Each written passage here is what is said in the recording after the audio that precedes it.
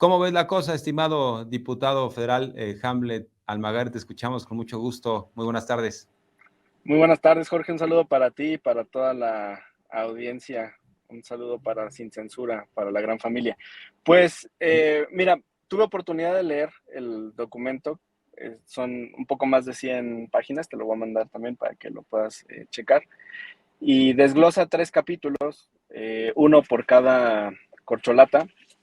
Sobre la jefa de gobierno, por ejemplo, señala algunas decenas de eventos que ha realizado en los estados de la República sobre las experiencias de gobierno, algunas decenas de bardas, un par de espectaculares, digamos, en términos generales. Sobre el canciller, Marcelo Ebrard menciona el asunto del libro, los eventos para la presentación precisamente de este libro en los estados de la República, la apertura de las oficinas de enlace de la Secretaría de Relaciones Exteriores para la emisión de los pasaportes, que también ha tenido eventos relacionados con eso en varios estados. Y del secretario Adán Augusto López señala la reunión que tuvo con los gobernadores hace un par de meses, incluso adjuntan los oficios que envió algunos de ellos. Los espectaculares de la revista Líder, donde sale al frente y luego la jefa de gobierno, bardas también. Entonces, hacen como una especie de interpretación sistemática o general de todos estos actos, y con esa serie de elementos que ellos consideran indicios, pues dictan estas medidas cautelares. La resolución es muy cuidadosa en decir que la tutela preventiva que están emitiendo no prejuzga sobre la naturaleza de los actos, o sea que no están diciendo que esos actos sean anticipados de campaña. Eso lo señala muy claro el documento, Jorge. Y sí, conforme a la ley del sistema de medios de impugnación, esto se puede impugnar y es la sala superior quien resolvería al respecto. Ahora, ¿quién está a cargo de esta famosa comisión de quejas y denuncias del INE que pareciera que trabaja para la oposición? O sea, queja que mete el PAN, queja que mete el PRD, queja que mete el PRI, queja que prospera prácticamente, estimado Hamlet. ¿Quién está a cargo de esta comisión? Sí, Jorge, en este documento hacen un cálculo global de cerca de 270 y tantas quejas que tienen entre los 3 aspirantes. La última, digamos, ya la gota que derrama el vaso es la que presenta Jorge Álvarez Maínez, el diputado de Movimiento Ciudadano, que antes estuvo en el PRI. Y quienes la integran, están 3 consejeros. Está Rita Bell, que es del estado de Oaxaca, es de las nuevas. Está el consejero Montaño de Tabasco, que es nuevo. Y está la consejera Zavala, que es aquella consejera que en la despedida de Lorenzo derramó lágrimas por su salida y le llamó pues amigo, mentor, persona que había sufrido violencia, toda una serie de elogios. Decirte que hace algunas semanas la comisión de quejas, por 2 votos contra 1, los votos de Rita Bell y de el consejero Montaño de Tabasco, le habían ganado las decisiones a la consejera Zavala y habían rechazado, por ejemplo, censurar al presidente de la República en las conferencias matutinas. Y ya la sala superior era la que revocaba esa determinación por 2-1 y ordenaba que tomaran el criterio adverso.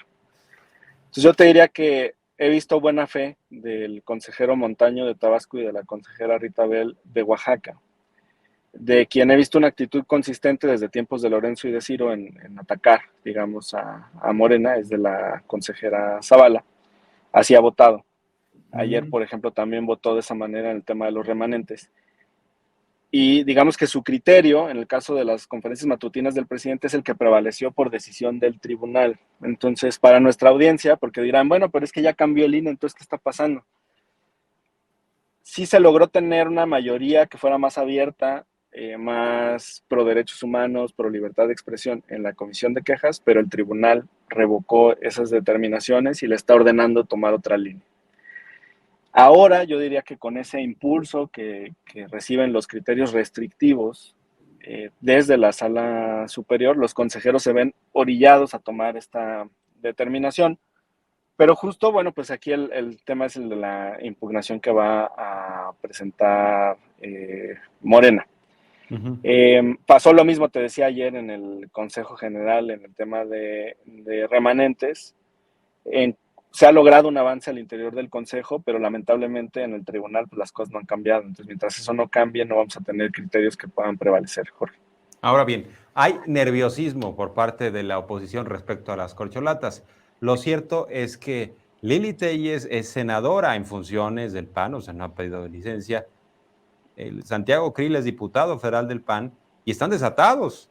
Ya públicamente dijeron, yo voy por la candidatura presidencial, incluso tienen un estira y afloje, un reto de que si van o no a recabar más de 1 millón de firmas para inscribirse en el proceso interno. O sea, del otro lado ya están desatados, que no nos vengan a decir que solo las corcholatas tienen una intención de buscar la presidencia de la República. Está muy claro que se están moviendo los conservadores. El problema es que pues tampoco tienen mucho peso, a lo mejor no les están haciendo mucho caso, sobre todo los sectores populares, pero de que se están moviendo, se están moviendo. Sí, una parte es esa, la de las encuestas, que claramente señalan pues, que ellos no tienen ninguna posibilidad de ganar la presidencia de la República. Está el libro, por ejemplo, ¿no? De la Asociación Presidencial de Cepeda Patterson, y lo que dice es que quien se ha designado en el proceso interno de Morena va a ser presidente de la República, ese es el tema. Y por el otro lado, esa misma inercia, digamos, de exposición y cobertura mediática y presión sobre las corcholatas de Morena, ha generado que se descubra a estos otros perfiles. Por ejemplo, en esta tabla que presentan de las 200 y fracción quejas que se han acumulado, pues no vas a encontrar los nombres que has mencionado.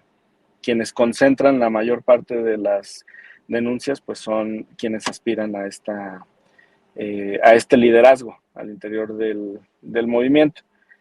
Estoy seguro que la mayor parte de estas quejas provienen de pues, despachos de litigio estratégico, de oposiciones, ¿no? Estoy hablando de Movimiento Ciudadano, del PAN, del PRI, pero creo que también es responsable aprovechar este espacio para hacer un llamado a quienes simpatizan con alguna de las corcholatas, a que no caigan en este juego fácil de presentar denuncias y atacar internamente, porque se genera este tipo de reacciones. O sea, yo creo que dentro de estas 200 y fracción de quejas, no solamente están las de la oposición, para ser claros. Y aquí, pues, de nueva cuenta, llamar a la unidad, porque las fricciones internas que son ya llevadas al terreno jurídico, pues no abonan. ¿Y por qué te digo que tengo la apreciación de que pueden ser también golpes internos? Porque en ocasiones las quejas que están enderezadas contra alguno de los tres son exclusivas de esa persona. Es decir, no, las quejas de la oposición suelen ir en contra de los tres al mismo tiempo y tú ves otro paquete de quejas que solamente atacan a uno o a otro. Y eso pues me parece que se debe también a golpeteo interno que nos lleva a esta situación. Si esas quejas no existieran, no se habrían emitido estas directrices de la tutela preventiva, Jorge. Ahora, Sí. para claridad para nuestra audiencia, lo que se ordena es a Morena a que se comunique con la militancia, a que coloque esta resolución en sus redes oficiales y a los tres aspirantes a que se abstengan de desarrollar este tipo de eventos en lo futuro, organizarlos o participar de ellos. Entonces, Sí. es un freno, va escalando, digamos, el nivel de involucramiento de sanciones del instituto. Todavía no es algo grave, pero sí es algo importante que se tiene que atender. Déjame tocar otros 2 puntos en esta conversación, estimado Hamlet. Primero, ha pasado un tanto de noche esta nota, pero me parece que es muy relevante y ya lo subí en un tuit. Planteo lo siguiente y lo tienen por ahí. Según los magistrados y magistradas del Tribunal Electoral del Poder Judicial de la Federación, Morena no pudo probar que Odebrecht hubiera financiado la campaña presidencial de Enrique Peña Nieto en 2012. Y sostengo, pues no le hace, ¿verdad? No le hace que Emilio Lozoya lo haya confesado y el propio representante de la constructora lo haya confirmado.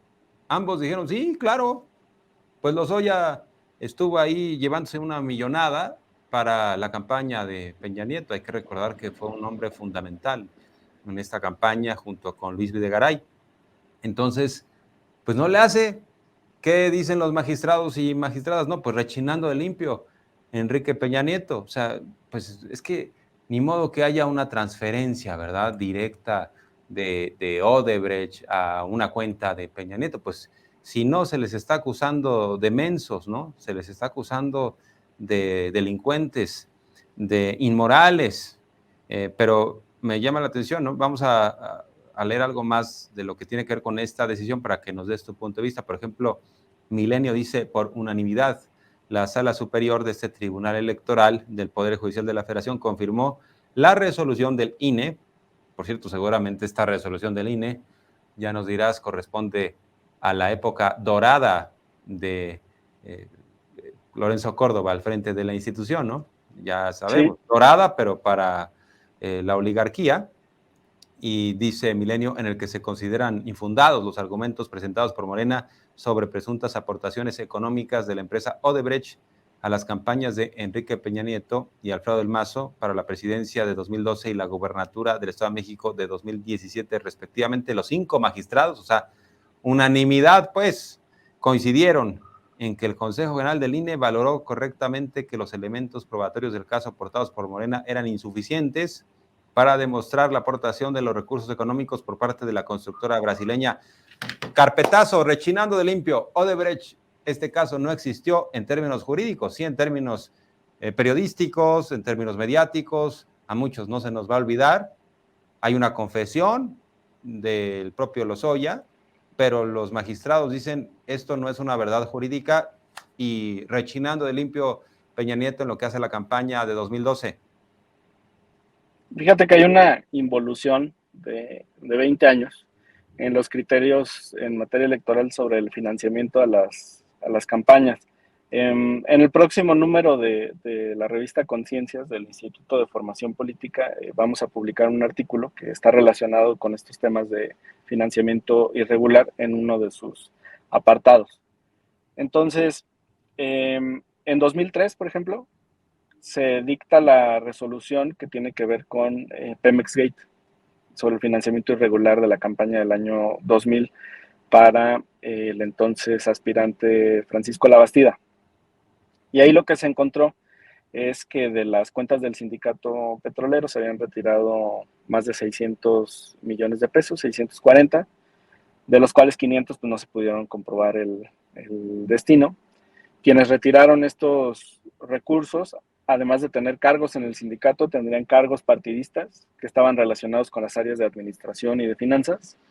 Y entonces el Tribunal Electoral, en una época que consideramos que actuaban correctamente, en casos sobre todo emblemáticos, como el de Amigos de Fox y el Pemex Gate, a solicitud del PRD, la izquierda en ese momento, sanciona al PRI. No tenía, que es lo que tú estás comentando, la ficha del depósito a las cuentas de Labastida y de la organización que había creado para impulsar su campaña. 10 años después, en el 2013, el instituto y el tribunal resuelven sobre el caso Monex. Se comprobó que cerca de 8,000 monederos electrónicos sí tenían recursos para ser utilizados y que habían sido dispersados en los días previos a la jornada e incluso el día de la jornada electoral, y que una parte sustancial de esos recursos sí se habían utilizado, sí se habían realizado compras, sí se habían realizado retiros con esos recursos. Solo se comprobaron estos 8,000 monederos, 7,000 y fracción, y en ese momento lo que determinó el instituto y después el tribunal es acumular 50 millones de pesos al tope de gastos de campaña de Enrique Peña Nieto, pero ya no lo sancionó. Entonces, primera sanción, primer precedente, Pemex Gate, sanción por financiamiento irregular. Segundo precedente, 10 años después, en 2013, Monex, simplemente se acumula al tope de gastos. Y ahora en el tercer caso, que tiene que ver con Operación Zafiro, que tiene que ver con Odebrecht, que tiene que ver con todos estos temas, que apenas se están resolviendo 20 años después, Ya las determinaciones son que no hay pruebas de cómo fluyeron estos recursos. Y lo dice abiertamente el comunicado del INE en el caso de Operación Zafiro. Dice es que no hay una comprobación de que los recursos ingresaron al partido político. Pues ya les dieron el camino. Ya saben que si el dinero no entra, si no hay un documento, si solamente se utiliza en efectivo, pues no va a haber ningún problema. Entonces es lamentable ya esta postura por parte de las autoridades electorales, Jorge, así la involución. Bueno, pues hay que resaltar esta información porque sí está pasando un poco de noche, lo de Peña Nieto me llama la atención. Ahora, hay otro asunto que salió el día de ayer, el último día de las campañas en el Estado de México, que de alguna manera ya se venía conociendo, pero ahora pues sale una nota muy clara en donde se revela lo más cercano a una estafa maestra, pero a escala en el Estado de México. A escala no por la cantidad de lo que está en juego, sino porque se trata de una entidad, pero no deja de ser llamativo el hecho de que precisamente el grupo en el poder, el sexenio pasado, era el grupo Atlacomulco, y entre otras cosas, se dedicaron a atracar a este país. ¿Cómo? A través de la estafa maestra, pero fue una de tantas vías que utilizaron para quedarse con recursos públicos. Que por cierto, hay que destacar que ya también dejaron rechinando de limpia a Rosario Robles. Esa máxima de no te preocupes, Rosario, que expresó en su momento el presidente Peña Nieto para defenderla, pues se hizo valer gracias al Poder Judicial. Ya se determinó que no hay pues una razón por la cual Rosario Robles debe estar en prisión respecto a ese caso y que no se puede probar que ella hubiera ordenado el desvío de recursos públicos, aunque también está de manifiesto todo lo que tiene que ver con las cuentas públicas, con la verificación que hizo la Auditoría Superior de la Federación y determinó que de Sedesol y de la Sedatu, cuando estaba Rosario Robles ahí, mandaban recursos públicos a universidades autónomas y después terminaba a través de empresas fachada el dinero en efectivo y lo repartían. ¿Quiénes se lo repartían? Bueno, pues ya sabemos quiénes, los de arriba, los de este régimen de corrupción y de impunidad, y que además esta impunidad sigue siendo pues algo que es un pendiente precisamente por la actuación del Poder Judicial. Pero quienes armaron esta estafa maestra, entre otros, Luis Videgaray, ¿no? Quien fue secretario de Hacienda y después secretario de Relaciones Exteriores, en cierta medida el Grupo Atlacomulco, y ahora pues sale, ahora sí que emerge un caso bastante similar en el Estado de México con el tema de lo que tiene que ver también con la ayuda hacia los más necesitados. O sea, si el PRI tiene un sello, es utilizar los recursos públicos que deben ir para los más marginados para hacer actos de corrupción. O sea, utilizan, y siempre lo han hecho, ¿no? La pobreza, las desgracias, como un gran pretexto para enriquecerse aún más, ¿no? Y en el caso del Estado de México, pues resulta que la última secretaria de Desarrollo Social de la entidad fue precisamente Alejandra del Moral, la candidata que buscará el domingo convertirse en gobernadora. Por cierto, ya no dio ninguna explicación, dejó pasar la oportunidad que tenía el día de ayer con el cierre de las campañas para dar la cara y dar una profunda explicación de todo esto. ¿Qué te parece este asunto? ¿De qué trata esta estafa maestra a escala ahí en el Estado de México? Bueno, primero decirte que celebro el ejercicio periodístico que estás realizando y que algunos otros comunicadores de ciertos diarios pues están puntualizando. Y lamento mucho que las portadas de hoy no incluyan este tema que es pues del interés de todos los mexicanos.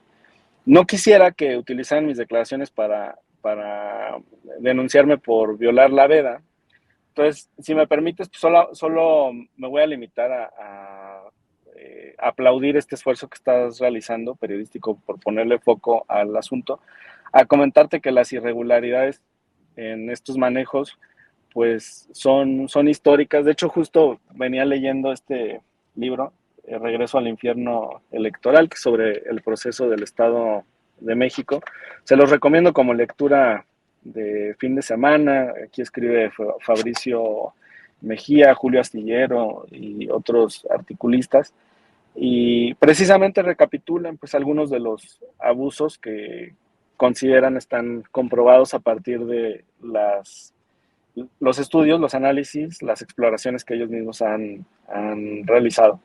Yo espero que, por supuesto, todos los actos que tienen que ver con corrupción en ese estado se sigan, que las instancias que tienen que investigar lo realicen y que nada de esto quede impune.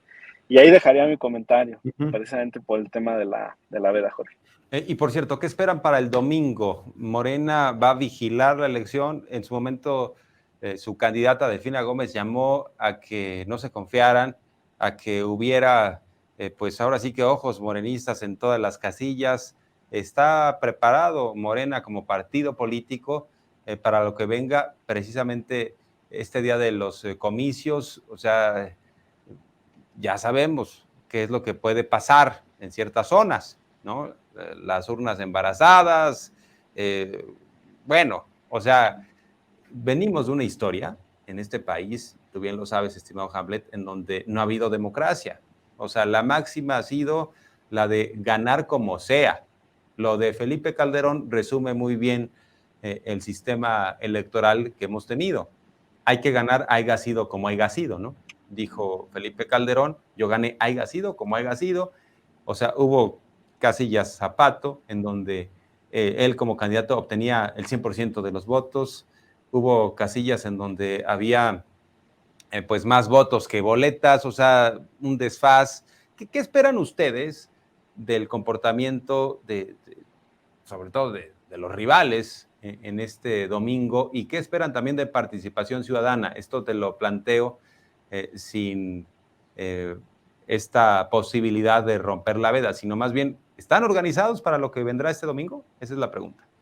Sí, la legislación permite que las tareas organizativas de los partidos internas continúen en estos días.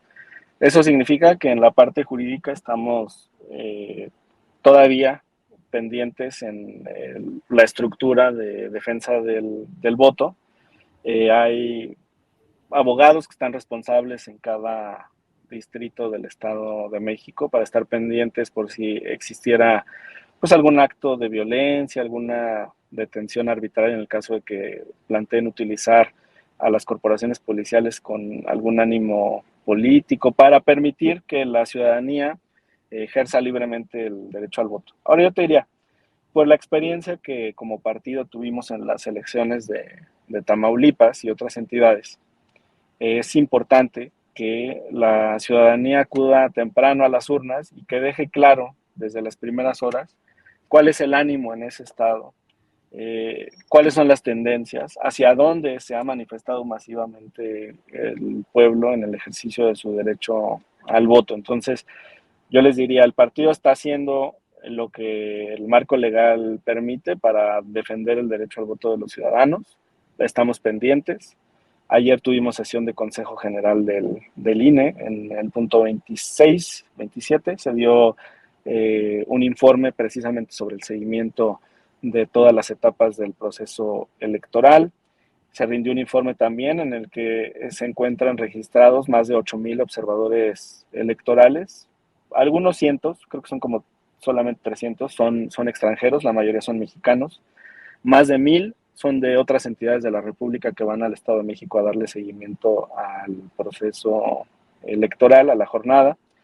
Estamos pendientes de si algún representante de casilla se reporta enfermo, indispuesto, para poder realizar pues, las sustituciones con los suplentes que están registrados.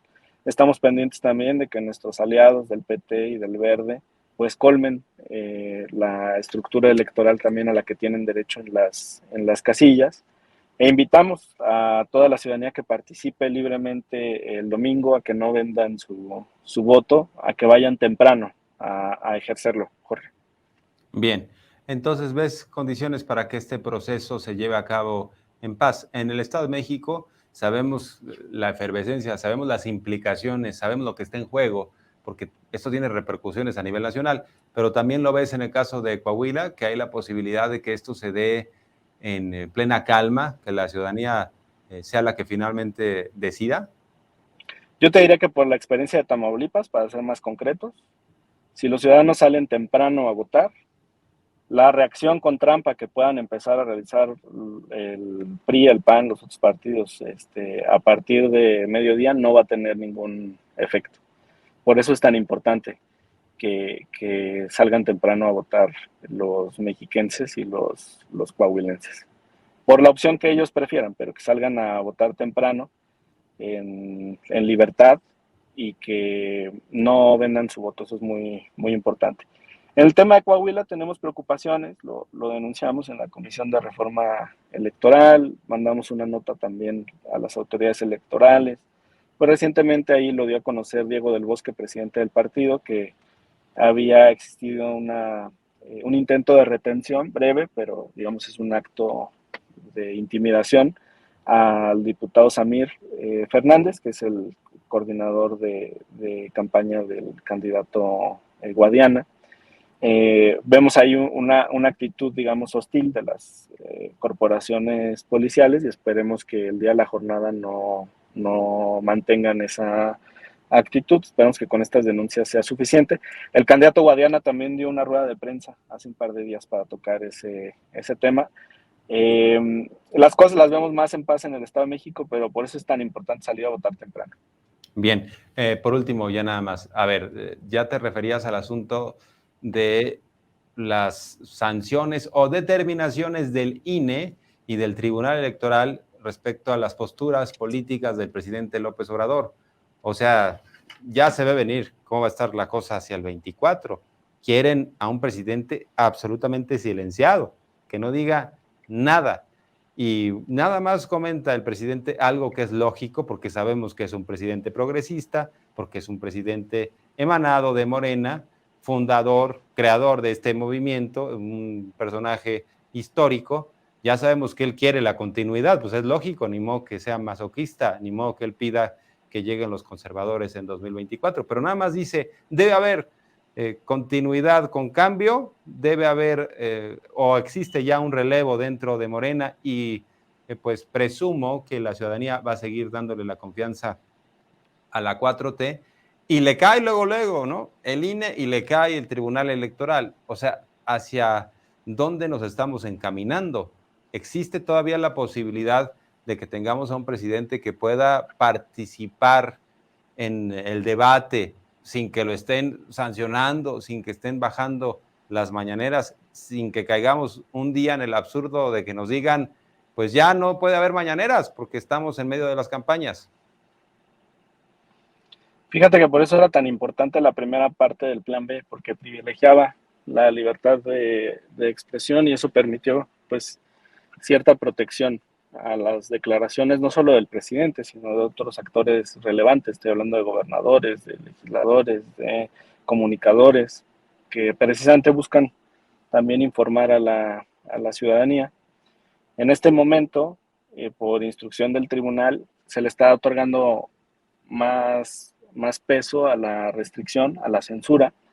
Te reitero que los consejeros nuevos, Montaño y Bell, intentaron, así votaron, permitir que el presidente de la República se pronunciara abiertamente, proteger su libertad de expresión y el derecho a la información, porque lo que dice el presidente no solamente tiene la dimensión del mensajero, sino de quien lo recibe, y esos son cientos de miles y millones de mexicanos que todos los días lo siguen y esa es su principal fuente de información. ¿Quién dice que solamente las columnas, que solamente la portada del Reforma o del Universal o de otros diarios es el mecanismo para informarse? Después de todo eso ya tiene un efecto indirecto por la apreciación correcta o incorrecta que realicen los comunicadores.